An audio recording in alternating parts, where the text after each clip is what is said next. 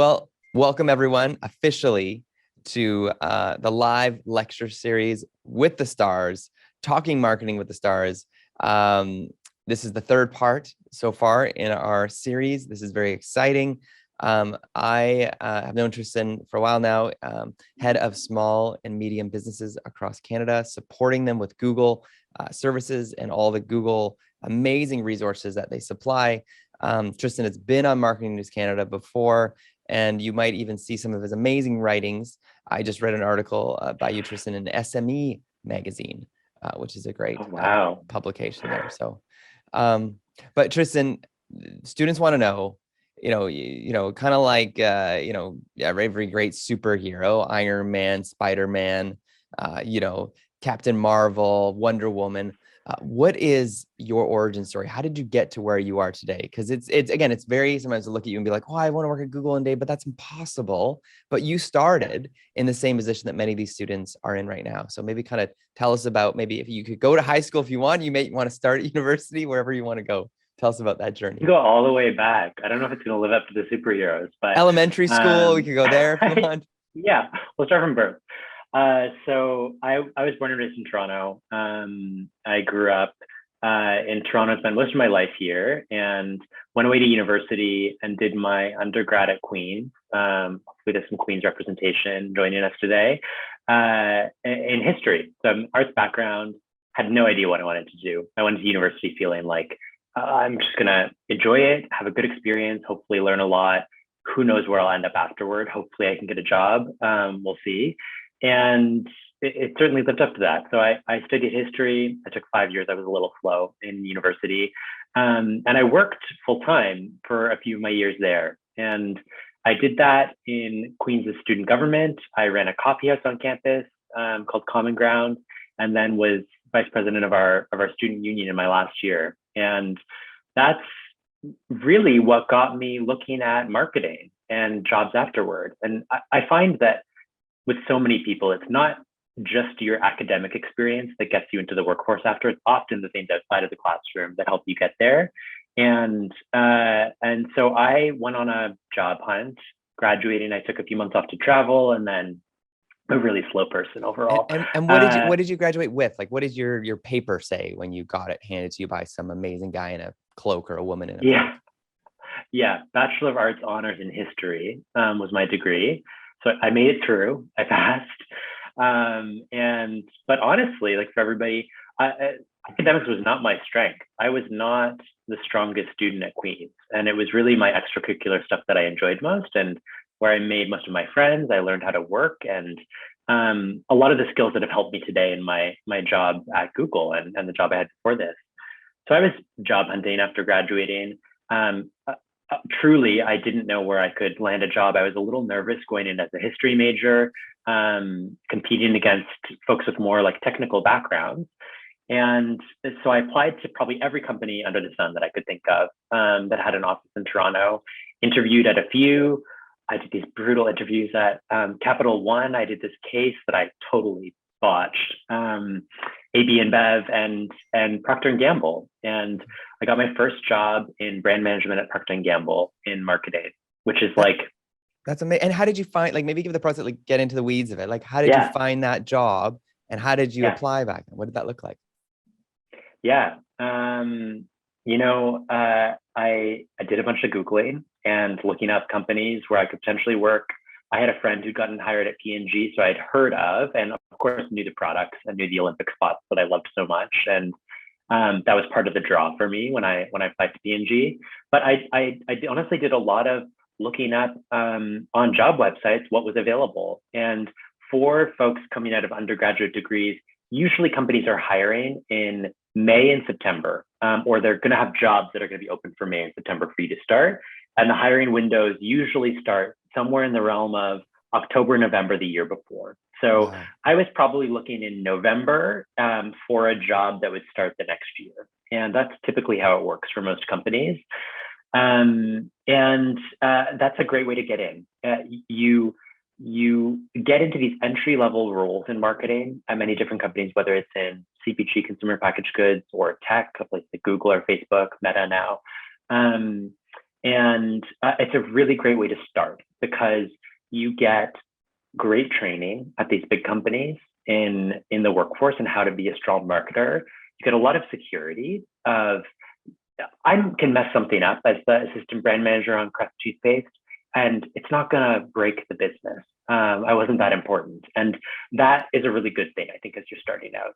To me, it would be a little scarier starting somewhere where you have all the control and it's all up to you. So great places to learn and find good mentors. And then you can grow and decide where's next for you. So yeah, for me, it was kind of analog, like looking at literally what jobs are available. And I wasn't super familiar with that cycle that companies go through. And so I share that with you now. So, you know, if you're looking, you're not familiar yourself, that those are the windows typically that companies look at. And I think moving forward, that will even shift a bit. Like at Google now, we are trying to hire more frequently and have more open roles ongoing throughout the year, because we recognize that not everybody comes with a university degree and is coming out of the cycle that I spoke to, that I did as a graduate from Queens. So that was how I found it. And then amazing. Started P&G in February 2014, and working as assistant brand manager on Crest toothpaste. Not the sexiest. And those that don't know P&G, tell me about the P&G family, that like, not realizing that it owns everything in the universe, but yes. It really does. So yeah, I knew P&G because I remember the Olympic spots. If you watch the Olympics or have over the past 15 years, probably 50 years, you'd see P&G's Thank You Mom spots that are so emotionally impactful and really incredible. So P&G is like what we call like a house of brands. It's there's the master brand P&G, which not everybody would know, and you'd more likely know the brands that P&G promotes. So the biggest ones being Tide, Pampers, Crest, Oral-B, Pantene, Head and Shoulders. Pretty much every household soap brand that you can think of in the world is P&G. And so it's one of these companies that's a great training ground for marketing, because they've been so successful over the long term in creating many billion-dollar brands around the world. So that's P&G. That's amazing. And as far as like your friends, like you have a history degree, did you actually have friends that studied like marketing or business, peers, and did they end up there as well? Or were you kind of a rare duck going kind of with a history degree in there? Yeah, good question. I did. Yeah, I had friends that were in commerce programs, friends in engineering, many friends in arts and science. And yes, many end up in these great marketing jobs. You know, marketing is such an incredible industry, and I like it so much because it allows you to flex left side, right side of your brain. If you are analytically minded, you like strategy, you like solving problems, you're really using one side of your brain. You also enjoy creative thinking. You like aesthetics, looking at things and understanding how they look, how they represent a brand.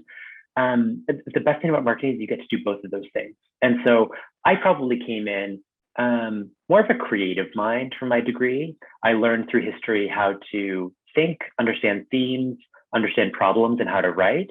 And those served me well coming into this job. But totally to your question, in my first job, I worked with tons of people that came from commerce backgrounds, engineering, arts and science. One of the nicest things about marketing roles that are entry level is you can kind of come from anywhere. And as long as you have those key things, critical thinking and ability to think strategically, a little bit analytical, and some creative thinking, you'd probably be a great candidate for a job in marketing, regardless of your education that you had before. That's incredible. And big thing within these marketing degrees is people get the chance to do co-ops, practicums, internships. So you didn't have any of that experience, but you got a job. But give me some feedback on what you think about those internships, practicums, co-ops, and maybe what you've seen and heard when you see people apply for jobs now. Yeah, it's a great question. I mean, I think now as a hiring manager and looking at candidates for jobs, anywhere where you can get practical experience is helpful. So in my case, no, I didn't do a co-op or a placement or some sort at a company, but I did work in student government. And that's really where I learned how to run a business and how to market a business. So that is what helped me most in the interview process. The things that I was talking about and the questions I got were the experience I had running a small business on campus at Queens. And it was less so what I did in my degree. So I would strongly encourage getting some type of practical experience, whether that's through the work that you're doing in the marketing associations that you volunteer or work as part of at your school, or in some sort of co-op placement or internship you can get at a company. That like hands-on experience sets you so much for success. It's I find it's hard to translate what you learn in a classroom into a workplace. And yes, some of the theory is transferable. The ability to think, to write, to communicate is very transferable. But anything that you can get where you are hands-on would be a huge help. And there's a ton of great programs like that now, where you can get internships at many large companies across the country as you're completing. Usually it's like your third year of university, you can get a great summer internship. And that 100% serves you well. But if that's not an option for you, any type of practical experience, and it doesn't need to be at a big company. It might be you run a club at your university and you are marketing it. That's great experience that you can speak to in your interview and really helps bolster your resume as you're looking for jobs and looking to stand out against other candidates. No, it's huge. And I think a good encouragement is those that maybe have experience, maybe even marketing your car detailing company that you ran during university, put that in your resume, put that as experience, because it sounds like it's something that people look forward to and excited about. 100%. Like I got my start working in retail. I was a gift wrapper at Mastermind Toys. We've talked about this, Jerry. My first job, not super glamorous, but and then I worked in retail when I was in university too. And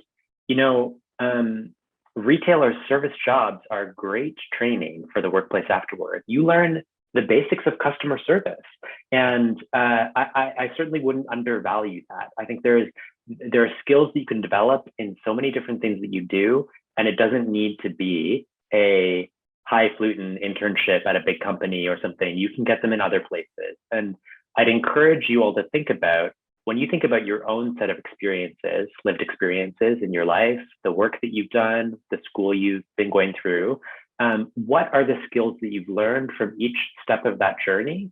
And you can find a lot within that, and frame yourself as a great candidate based on whatever you have done. And it doesn't need to be a great internship at a company. I think that is a great way to get in somewhere. But there's value in everything that you've done in your life as a person to get you to where you are now and looking to apply for a role in marketing afterward. That's amazing. And then keep going. You're at P&G, you're loving it. Yeah. You're selling toothpaste, you're using the toothpaste. Getting really white teeth. Yeah. Perfect. So I started as an assistant brand manager, really an entry-level role at P&G. In consumer packaged goods jobs, you learn how to really like manage a business. You in marketing realize that it's not just the creative campaigns that you launch that build awareness of our brands. That's definitely a part of it, but it's also how we appear on the shelf, how our products are priced, how we sell them to buyers at retailers like Walmart or Shoppers Drug Mart across the country. So you get the foundation of how to manage a business and how to market it. And those two things go really hand in hand.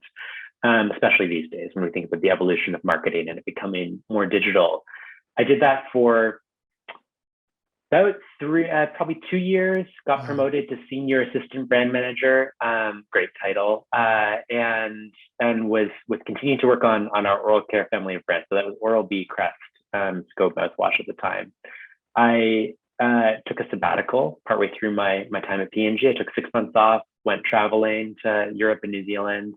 Needed a break. Another tip I would encourage you to take advantage of is find time for yourself. And I was scared to do that. I approached my leader at P&G and I said, I'm going to go on this trip and I would love to come back, but if you won't save me a place, I won't. I'll go somewhere else. And in retrospect, I was like, man, what was I doing? Like giving up my career, but people really admire when you put your personal life first. And I found this like little loophole in our policy. I probably shouldn't be saying this, but this little loophole in our policy that allowed for an extended leave if you got a special approval. And I sort of shared that. And it happened. My associate director got me approval for a 6-month leave, come back to a full-time job at P&G. I came back, got a promotion right when I got back, and then was my last role brand director for our hair care business in Canada. So it pays off to ask for what you need for yourself. And I then came back from that experience so much more refreshed. I'd been a bit burnt out from the first few years of my career, came back refreshed, ready to run and lead a team. Now in a much more senior role at P&G and in beauty, which was a whole lot of fun in my last role there. Yeah, That's a amazing. real journey. And those that are, say, in Nova Scotia, Vancouver, Alberta, Mm-hmm. none of it. Probably a lot of these jobs are maybe even remote now. So Oh don't yeah. kind of throw out the idea of working for P&G, which is based in Toronto, but I'm sure there's some remote opportunities right now for people looking to break into the biz. Yeah, 100%. I mean, that's been the past couple of years have been extremely challenging and trying for I think all of us, for our economy, for our workforce, for people who have lost their jobs as a result of the pandemic. Um, the probably one really positive thing I think that's come from it is our world becoming more digital and that freeing access. And that means that exactly like you said, I mean, companies like Shopify now are employing people anywhere in the world. You want to work at Shopify? You can be in any city, town, anywhere in the world as long as you have access to internet. And that's a pretty amazing thing. And of course, we need to ensure that everybody has access to internet around the country and around the world. But that's a great thing. It means that your location no longer is a barrier in many places, and I think that's fantastic news for people wherever they are looking for roles. And totally, I think like when we think about tech, especially, tech is moving more and more that way. There's companies like Shopify on the one side that are 100% remote. I think Twitter is the same now. Google is kind of a 50-50 model where we say we really believe in the office and there are offices around the world.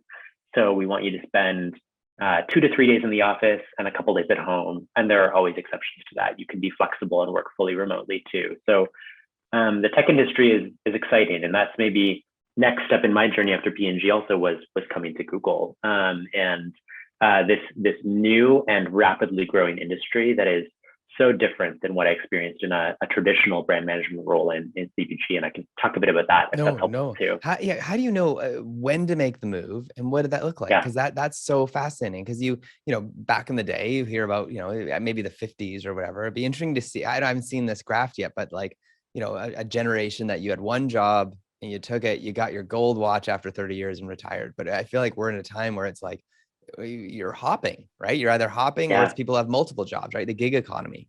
But tell me about that process for you. You're so right. Like it gone are the days of lifelong career at one company. Very few people I think are doing that anymore. And if you do, of course, that's great. And it's a choice. But yeah, people are hopping a lot more. For me, I'd been at P&G for about 6 years by the time I left. And I knew that I wasn't going to stay forever. It came down to a couple of things. It was, I wanted the opportunity to potentially relocate, work somewhere else, or work on a global team organization. To do that at P&G, I would have had to move to Cincinnati. And that wasn't in the cards for me at the time. I didn't particularly want to go to Ohio. Nothing against Ohio, but it just wasn't for me. And I try to always think about like, how much are you learning in what you are doing? And there's a certain point where I don't think you ever tap out on learning, like in a company. I don't think you ever get to 100%. That's impossible.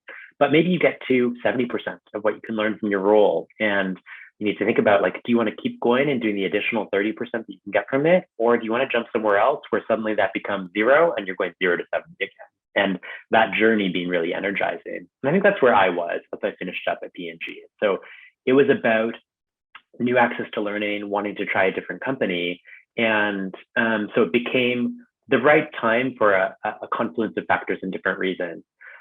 The thing that I would suggest everybody think about once you're in the workforce, or if you are, and thinking about when is the right time to change jobs, is don't run away from your current job. A lot of people leave because they're unhappy, and that is good to make a change if you're unhappy, but it is not good to jump to something else just for the purpose of getting out, because I found myself in a number of scenarios. What I didn't say in my journey at P&G was after year 3, I felt like I need to leave. I'm not super happy in my work these days. I'm going to go look for something else.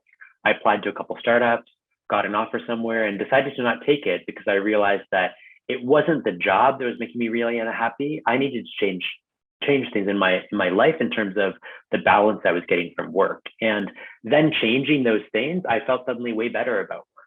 So I would just suggest thinking about why it is you are thinking of moving, and think through that and see if there are things you can change at the place you are working before necessarily looking at, and in addition to looking at other options. And what I've learned over the time is that often places you work want to keep you if you're a high performer. And so if you say, these are the things I'm unhappy about, I need some changes, I'm also looking at other options, suddenly a bunch of options get presented to you at the current place where you're working, as well as other ones that you can consider. So you've got to look at for yourself, because nobody else is going to do that, and ensure that you're getting what you need, whether it's at your current job or somewhere else. So all that to say, it was time for me, and I knew it was time. And so I started looking, and I was pretty sure I wanted to go to tech. I felt like tech is growing. It's a really exciting new industry. I've worked with a lot of people at Google and at Facebook, now Meta, and Amazon as a brand manager at P&G, because we bought a lot of media from those companies. And I saw the evolution of the media landscape, and that it was becoming less and less a TV print driven world, and more a search advertising, social advertising, online video advertising kind of world.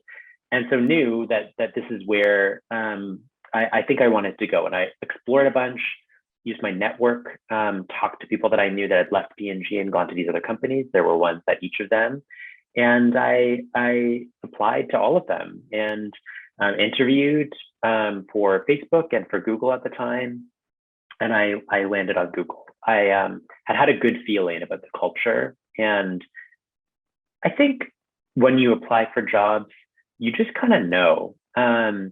The interview process, whether it's your first job or your third job or 15th job, is as much about them assessing you as it is about you assessing them. And there's power in that. And you need to take it as an opportunity to think about, is this the right place for me? Is it going to give me what I need? And if the answer is no, it's not the right job. And you can say no to them even if you get an offer. So for me, that ended up being Google. And I joined in September 2019. So I've been here for about 2.5 years now, going on 3. And it's just the best. I can talk more about Google. I can talk more about tech. But I would think about those things in transition stages of your lives, whether that's going from university into a job or going between jobs. Because like you said, Darian, I think everybody's moving around so much more now than we ever were before. That's incredible. A lot of students want to know, Google, can you ever go there right out of university? Like, is there entry-level jobs at the big G? Yeah, there are. So at Google, we have a program. Okay, there's a couple of programs in marketing. One is our Bold internship program. So to your point on internships earlier, internships are a great way to get exposure to a place. And to my last point on interviewing, internships are like a long-term interview for you with the company. They assess you, you assess them, and figure out, is this the right place where I want to land, and decide whether it's a good fit for you. So we offer that to students in mostly third year going through university, and applications actually are opening up soon, probably for that program for internships in Canada and the US as well. And that gives you a great chance to work at Google in marketing for 4 months, do a few big projects, meet the team, get a sense of what it's like to actually work at a place like Google. So that's kind of one option that is great, and I encourage people to take a look at for sure. The other is we have this program called the APMM program, Associate Product Marketing Manager. We have tons of acronyms. I can hardly even remember them sometimes myself. And this is like our entry-level marketing roles at Google. The program is so great because you do a job in a rotation for about 1.5 years in your first role. And then once that 1.5 years is up, you get the opportunity to rotate into a second assignment as part of the program. And that second assignment can be you name it, wherever you want, anywhere in the world, any product area at Google that you're interested in. You do have to seek it out yourself and apply and make contacts and find the right thing. But that's meant for people on my team recently have gone to San Francisco, New York, London, Singapore, around to different countries in the world. And you then do a second assignment, which is another year and a half, and you officially graduate from the APMM program to a product marketing manager role, where then you land in a more full-time capacity ongoing in something. So a lot of companies have these types of development programs, which I think are so great. And honestly, I wish I'd known about them when I was coming out of university. I didn't. And they give you a chance to test the waters on a few different places, learn a bunch quickly, and then decide where you want to land. And if living somewhere else in the world is something you're passionate about, those are the types of opportunities you get from programs like that at Google.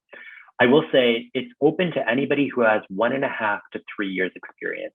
So more often than not these days, we're not hiring as much direct from university for that program. And it's more, you've worked somewhere for a year or so and then are looking for a next step. And that's a great way in.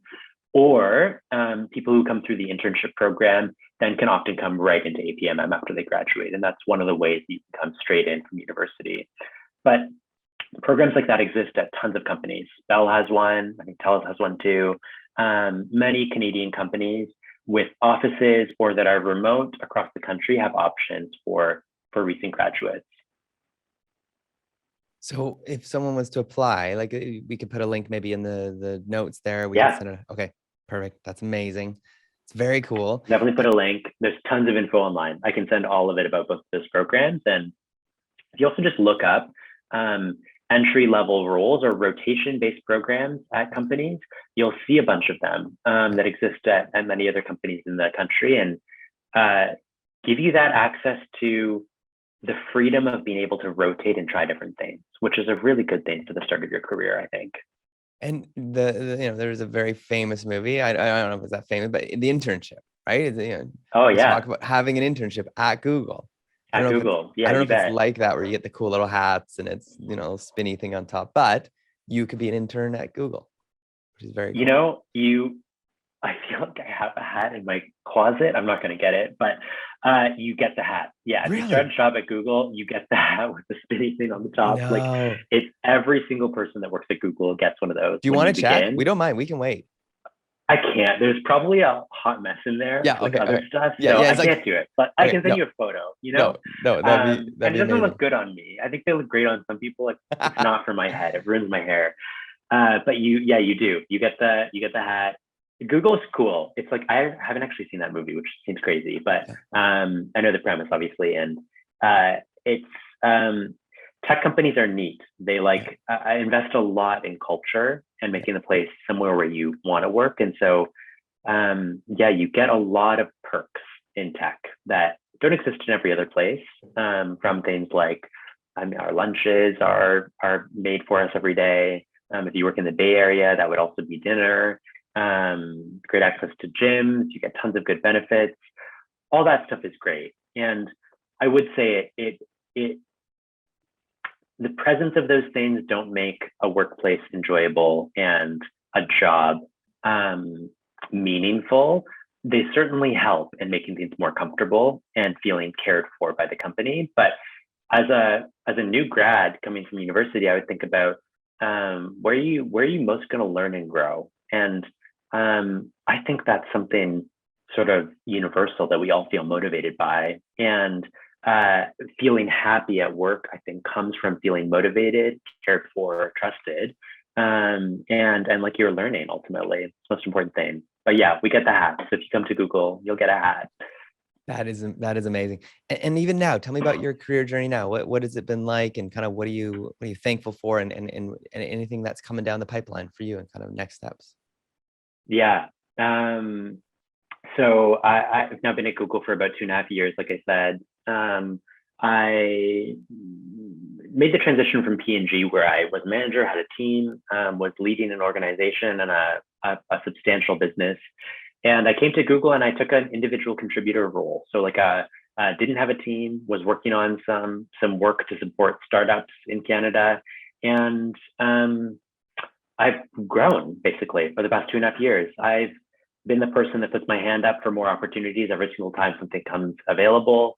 I really focus on what I'm best at, which is strategic thinking. I think I'm best at problem solving, really understanding a problem and the right problem, and then coming up with the solution to it and how we will approach addressing it in the market and for our users. And so I do that over and over again. And I've done that in Google for Startups. I did that on Think with Google, some YouTube stuff we worked on, our small and medium business work.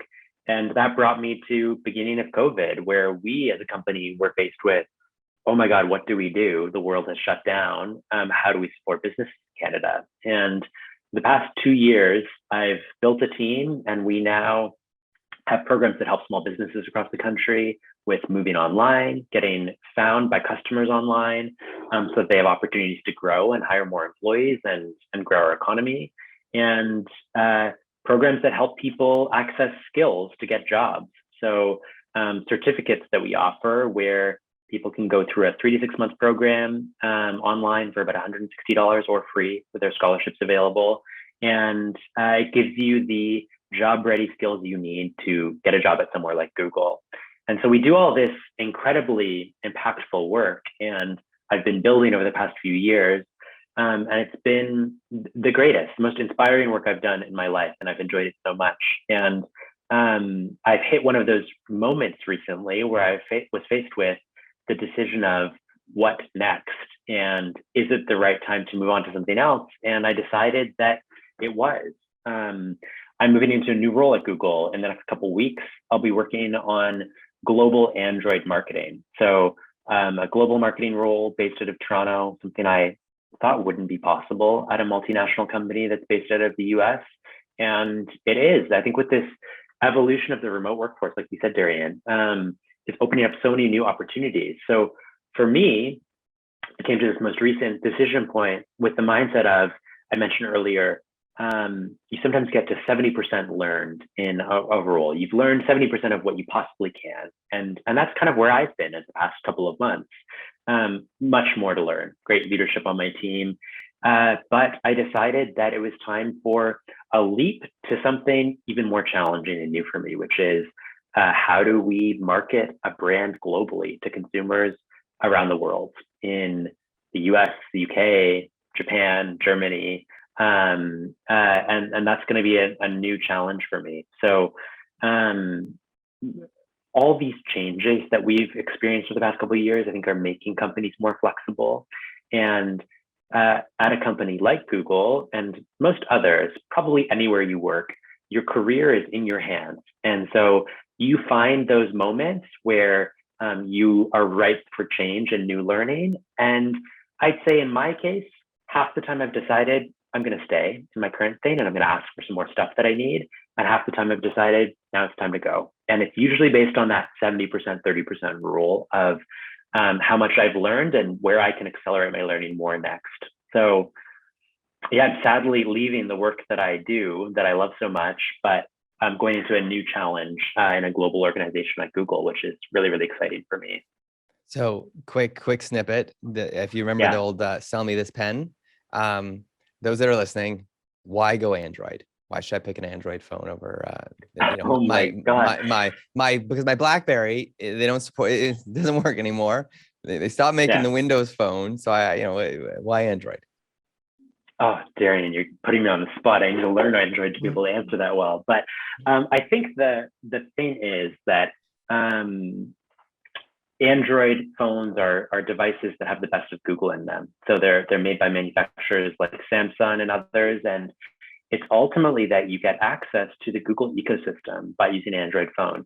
And Google makes life easier. Like Google Workspace, Google Docs, the collaboration that you get from the work products is incredible. And you have that on your phone. You get access to all of our entertainment systems and apps. You can connect your devices to the other products within the Android and Chrome families. I think it's really that. They're built to be helpful devices. And that's Google Photos, unlimited storage. Google Photos. Dude, and they make little collages for it's my favorite app. I love Google Photos because it's the problem Google Photos is great. yeah, Yeah, other phones, the problem is that I meet people all the time who have this issue. Is like, oh, I can't download that app because it's full. My phone is full. Whereas like Google Photos is like it's on the cloud and you'll never lose yeah. those photos. It's amazing. Yeah. It's a sweet. You know what? I've been, of course, working at Google. I use a lot of Google products now. Before coming to Google, I used Search. I think most do, and I used Google Docs from time to time, and I had a Gmail account. But I've been like pretty stunned by how great the products are. And of course, I'm poster child for Google, and we'll say that always. But I genuinely believe it. I use them all at work and in my personal life now. And Google Photos is a great example. It's such a powerful app. You can search within it for your photos based on anything. You can look Yeah. up people, you can look up places, you can look up tree and it'll pull up all the pictures Yeah. of trees. It's like, Canoes. yeah, that stuff is pretty cool. Yeah. And it's humbling to work at a place with so many smart engineers who are designing. All of our products are based on the premise of our original mission, which is helping organize the world's information, making it universally accessible. And that is what is better about each of the products we have. And that's why Google's been successful, because we know what we are good at and what we are not good at. And we lean into the thing that we're really good at, which is organizing stuff. And that's where an app like Google Photos gets its core benefits that are unique to the competitors and the other ones that offer in the market. So I'm going to work on my Android pitch and I'll come back and do it better next time. But get me in 2 months once I've learned the business and wrap my head around it, and I'll have it down pat for It's you. amazing. So we're in February right now, 2022. Yeah. Students are about, they're graduating April and they're about to do Mm, interviews. And I love your advice. Start interviewing now, start finding job openings now because they may not be hiring until May. yes. So start looking now. Best job interview tips that you would give someone. Mm, great question. Um, so I've done a lot of job interviews. I have interviewed a lot of people. Interviewing people is how I've learned how to be a better interviewee. And so I'll share some of the things that I've learned through that process. And I think first and foremost, the biggest thing is everybody gets nervous for interviews. I get nervous for interviews still. I've done tons of them. I interview people all the time.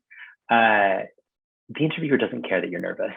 In fact, it's endearing. I appreciate when somebody is showing their vulnerability and is nervous coming into the interview. And I appreciate them saying, I need a moment to just think on the question that you just asked. I'm like, great, take a moment, take 5. I'll go get a glass of water. Like, I think the first thing I'll say is your interviewers are human and they understand and they have been through it themselves as well. And so being nervous is humanizing and it's not a bad thing. It's actually a good thing and shows that you care. Tips for prepping for interviews and how I approach them to be successful. Know yourself very, very well and what you bring.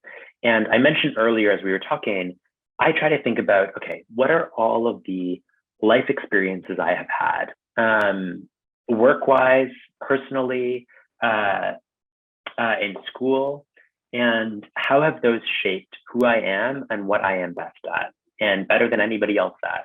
And I think you can find skills or things that you have learned from every experience you have had. And I'm not saying go through every memory from your entire life and think about all the skills you've developed, but think about the big, most impactful things that you have done where you've learned a lot. So that might be a particular class you took or your degree that you're doing, experience you had in high school, your first job, whatever it may be. Think about the big, impactful ones. And I tend to try to write out for myself, okay, here's the types of things they could ask me. They're probably going to want to know how good I am at analytics and analyzing things. What's an example that I have from one of those key experiences that I show that I know how to analyze something? And that doesn't need to be doing a bunch of work in a spreadsheet. It could just be thinking analytically about how you're approaching an assignment you've done in school or something. And then maybe there's going to be something about problem solving, how I approach challenges and pick them apart to understand the root cause and then come up with a solution. What's an example of something I did when I was running a coffee house at Queen's, where I demonstrated that in thinking about how we were pricing our menu and how we came up to the right costing for our menu? Another example. Then maybe there's going to be something about my leadership ability, how I demonstrate leadership with people around me. Coming out of university, maybe I hadn't managed people directly. So what might it be a good experience where I've demonstrated that? Leading on an assignment I did for a group project, or in a club that I was part of, or in a job that I had where I was actually leading and managing people. Think about the types of questions you might get from a standpoint of the skills they're looking for you to demonstrate. And that is how I prep for every interview today still. I go through my resume, I think about the skills I'm going to need to demonstrate based on the job I'm applying to, and I come up with a set of probably 5 meaty examples. And I try, for my own sanity, to have ones that can cross over into different skills. So maybe I've got a great example that can demonstrate leadership and also analytics. And because it was a full project where I did both those things, that then becomes my answer in the interview for a question that's about either of those things. It saves you some time. And then what you want to think about is, and my advice would always be, prep and frame your answers through a model. So one that I really like is called the CAR model. It's context, action, results. So what's the context? Where were you? What were you working on? Who else was there with you? What was the assignment you had? Action, what did you specifically do? Not the team, but you within the team, what did you do? And interviews are a great time to talk about yourself. And so you should really do that and talk more about yourself, less about everybody around you. And then results. What were the outcomes that work drove, that the actions that you took drove specifically? And that doesn't need to be, we grew revenue by this percentage if you don't have that yet. That might be, I don't know, the group I was working with was thrilled at the end. I got positive feedback from 4 out of the 5 people that I worked with on my approach to leadership. That's a tangible outcome, a result that you drove. So framing them in that way helps you to have your answers prepared. And I think when you do that, you are addressing the biggest tip I have, which is you need to prepare. I, for a long time, thought I can just wing these things. I know myself better than anybody. And I don't really know if anybody can, or if they can, they're incredible. But I would really suggest prepping and practicing and having some answers prepared so that you're ready. And that prep will really pay off as you go through the interviews. The last tip I'll give you is interviewers are looking to understand how you think and understand the skills that you bring and what is unique that you bring. And so as you're answering questions, particularly in behavioral style interviews, walk them through your thought process. They're not usually looking for your final answer. They're usually looking for, how do you think, and go through things in your mind and talk that out with them. It's okay if it's messy. They're trying to see how you process information and think. So don't be afraid to walk them through step by step how you are thinking. In fact, that's how we assess people at Google, as we look through that lens, at how you are thinking through the problem I've given you in a more of a case style setting. I said that was the last tip. I promise. This is actually the last one, which is this is incredible. This is gold here. This is amazing. Okay, good. Aside from your skills, they want to know who you are. That might be the most important thing going into an interview. So show some personality, be yourself. I talked about the experiences in your life that you've had and how they've impacted you. Maybe a trip that you went on, or an experience that you had with your family or with one of your friends is impactful, and there's a way that you can work that into your interview. The best place I find to work in your personal anecdotes and who you are as a person is the first question they ask you, which is almost always some variation on, tell me about yourself, or what's your story? Where have you come from? What's something that's really important to you? That's a great opportunity to say, this is who I am and what makes me unique. And you should give that answer and be honest. And they wanna know they're hiring a person. So, okay, I feel like I probably said 4 different things. Let me see if I can recap in jot notes what they were. I'll go backwards. One is be yourself. They want to know who you are, and they want to see you as a person. 2 is prep, and prep your answers for things based on skills using a model like CAR, context, action, result. So you show what you did and examples that demonstrate your different skills. Is that it? Did I only give two and it just took me like 15 minutes to walk through them? I think those are the two big things you need to think about. Darian, catch me. I probably said a bunch of other No, stuff. those are so many good gems. I feel like you're just like Yeah. dropping gems, like, it's incredible. And I think we'll make sure we do a summary as well of the interview of said Yeah. tips and facts, and maybe infographic it up, because that'd be cool too, because everyone loves a good infographic. Love it. So someone wants to know, okay, all the Google certifications, there's so many. Yeah. And they're amazing, they're accessible, they're free. Part of how we know each other as well is our Jelly Academy helps people get those Google certifications to get a job in digital marketing. Tell us about those. Tell us more about the Google certs. Are they worth it? Should we do it? Why does Google do them, and why do they even exist? Great question. So coming into the workplace is changing a bunch, and the workforce is changing a bunch. The marketing industry, as you know so well, right, the agency is changing so much from what it was before. And marketing is an industry that is changing, that is also representative of many others that are evolving. And that evolution is coming with the evolution of technology, the growth of the internet.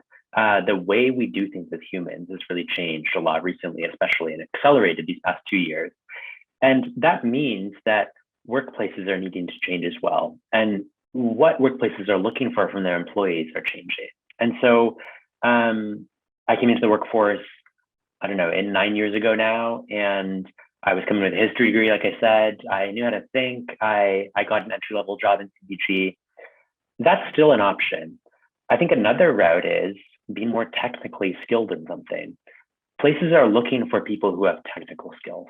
That is so valuable and hard to come by, honestly. So, I mean, you know well, Darian, we're running an agency that many agencies these days are looking for people that come out of their degrees or out of workplaces with great technical skills, hands-on experience, hands on the keyboard. They can run campaigns, and that is so valuable. So, all that to say, we offer a number of certificate programs at Google, and partners like you guys at Jelly help administer them and make them that much richer than just an online learning system.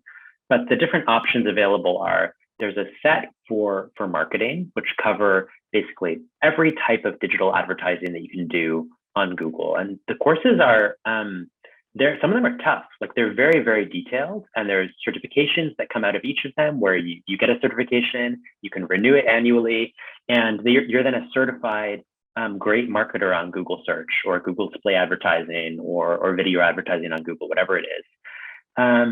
That's kind of one track.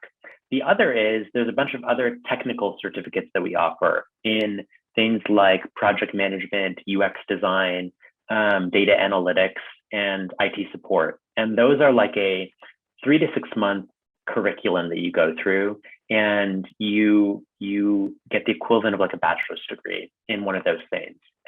But the technical side of those things. So you have the actual skills you need to enter an entry-level IT support role at a company like Google or Loblaw or Bell, whatever it may be in Canada. And the answer to your question is yes, these are incredibly valuable. I think the other thing you can all bolster your resumes with, whether you're going the route of entry-level marketing role that is more of a generalist type of thing at a company like P&G, or you're going for, you want to be an account manager at an agency that runs digital marketing, that will be helpful in bolstering your resume and is added value that you have. And the credential that comes from them is what people look for. You're credentialed by Google and by Jelly Academy in the case of the programs that you guys run. And that goes a really, really long way in getting your resume seen.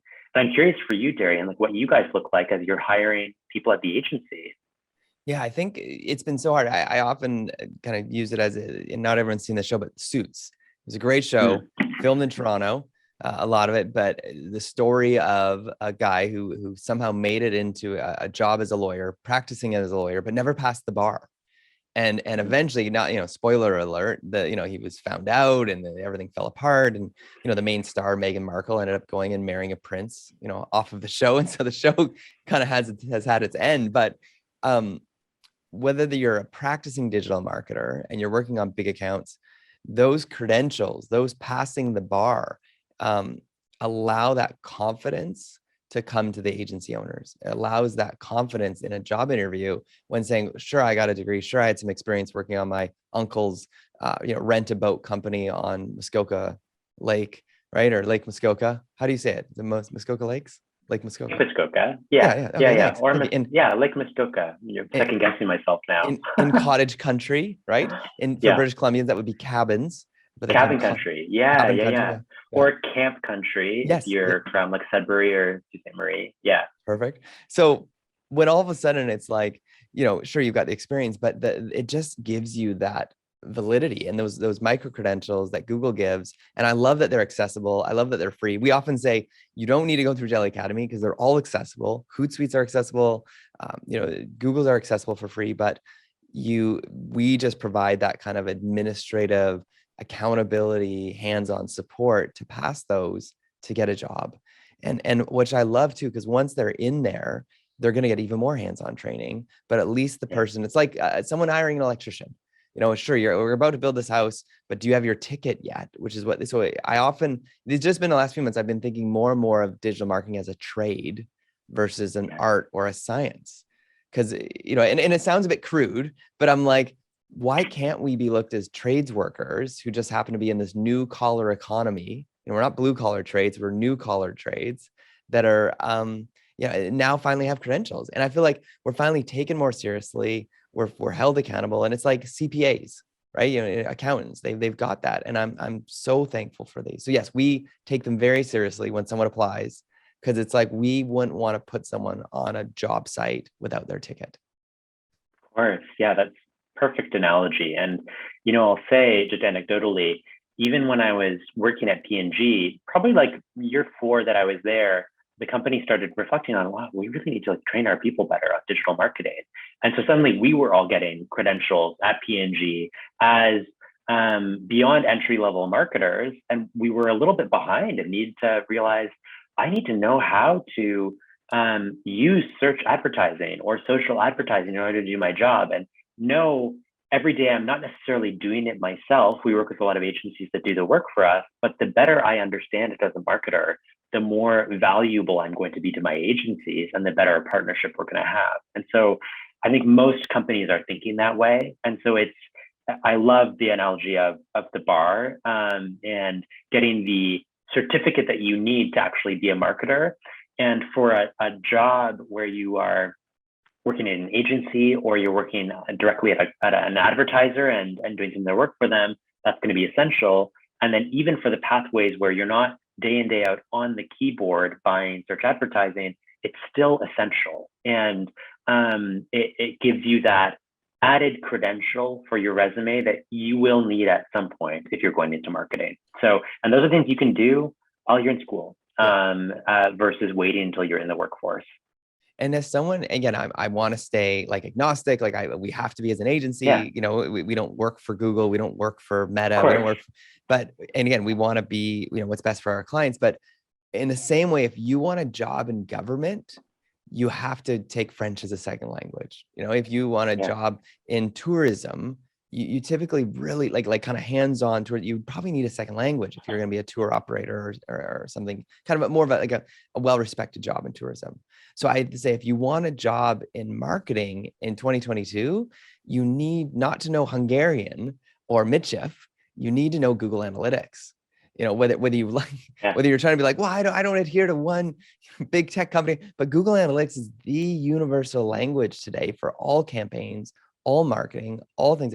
And it's that nice base to know that, okay, at least when we're in a meeting, you can understand goals, and, cost per lead and, acquisition costs and funnels, because that's all within that analytics course and certification that Google offers. Yes, you're totally right. And it's a great point. And I'd say for all of you as people wanting to enter the marketing workforce, you need to be well-rounded. So well-rounded means expertise in each of the platforms. So the many of the same credentials exist from Meta and Facebook and from Amazon with media now. And you should do each of them across the board because then you are a better, more well-rounded marketer. And as a marketer at Google, I use each of the platforms still. And so it's important that you understand them. Also, well-rounded from that standpoint. And then it's a great point you bring up. Google Analytics is really the backbone to understanding what is happening on your business and your website as a business owner. Without it, you're blind. And with it, you can understand what happens when a user comes to your site, where they go next, what they click on. You can understand, you brought somebody from an advertising campaign you were running, they came to your site, what did they do afterward? Which people are the ones that are moving toward purchase, and where in the funnel are they? I say which people. You don't know who they are by name or anything. Of course, there's no personally identifiable information, but it is the backbone to everything in marketing. And as the world becomes more digital and marketing becomes more digital, measurement is easier and much more powerful. And what we talk a lot about at Google, this relevant to marketers, no matter where you want to work. Moving forward in the world, the CMO, Chief Marketing Officer, and CFO, Chief Financial Officer of a company should be like a married couple. Marketing is a profit driver for companies. And we know that it is now because it is so much more measurable than it was before. Before, you buy a bunch of ads on TV, you spend a bunch of money doing it, and there's no real way to actually know what did person X do once they saw that ad. Now, somebody sees an ad on YouTube, they click from that YouTube video to somewhere else, they spend a bunch of time on your site, and they leave it, and then they come back a number of days later, they purchase. You're able to track that journey because of Google Analytics.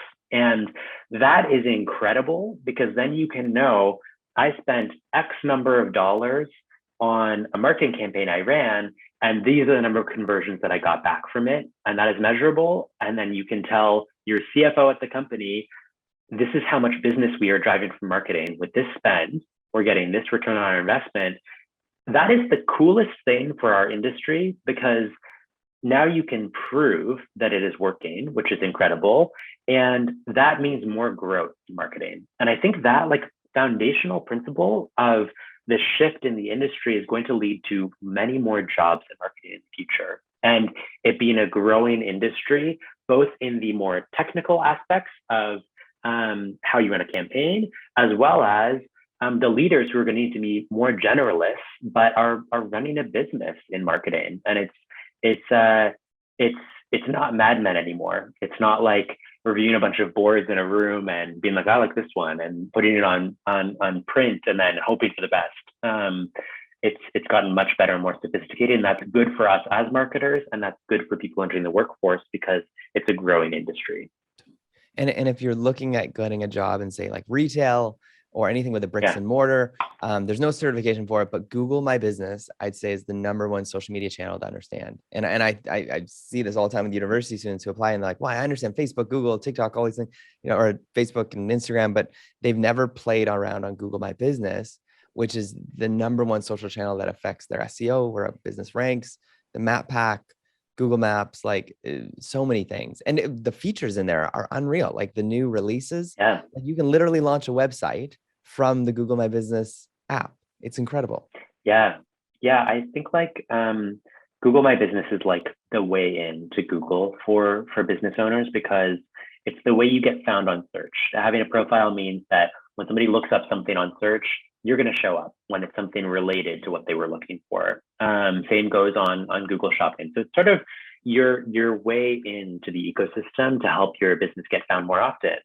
And we were just talking a bit about the power of digital advertising. You take that a few more steps more complicated. Let's say you're a large retailer in Canada.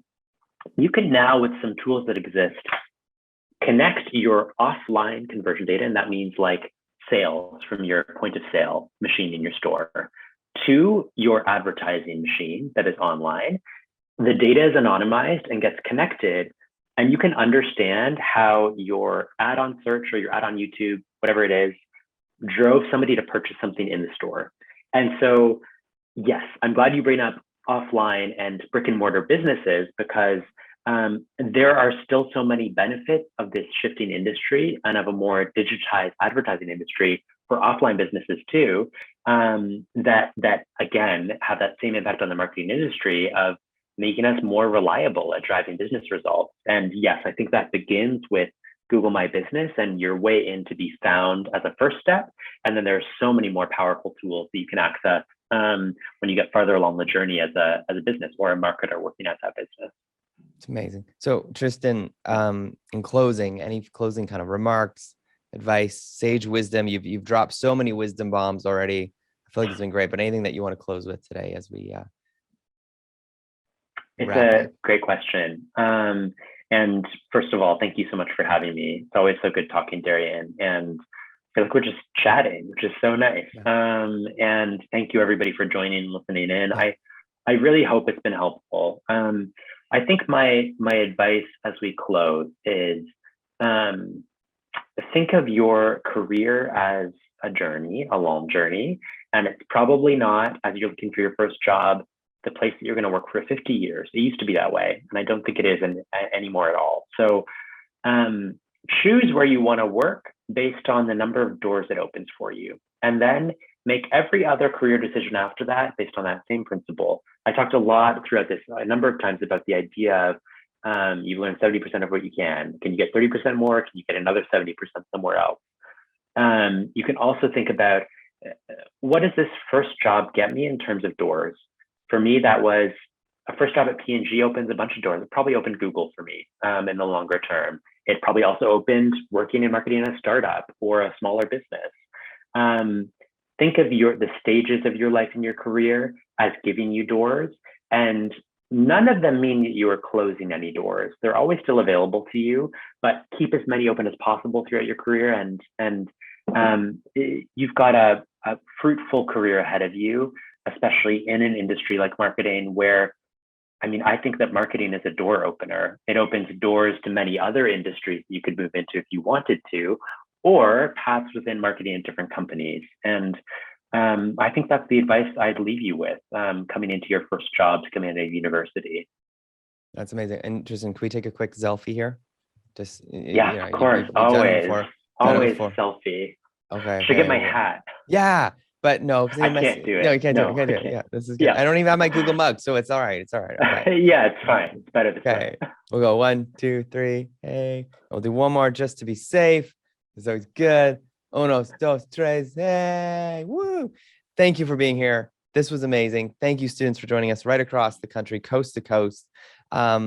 Those that are watching it post recorded, hope this is so many notes I imagine are taken. So much great feedback. Tristan, again, thank you so much. Exciting for your next step. And when we use our Android phones, we will think of you each and every time. Love it. That's what I love to hear. Thanks again for having me. Perfect.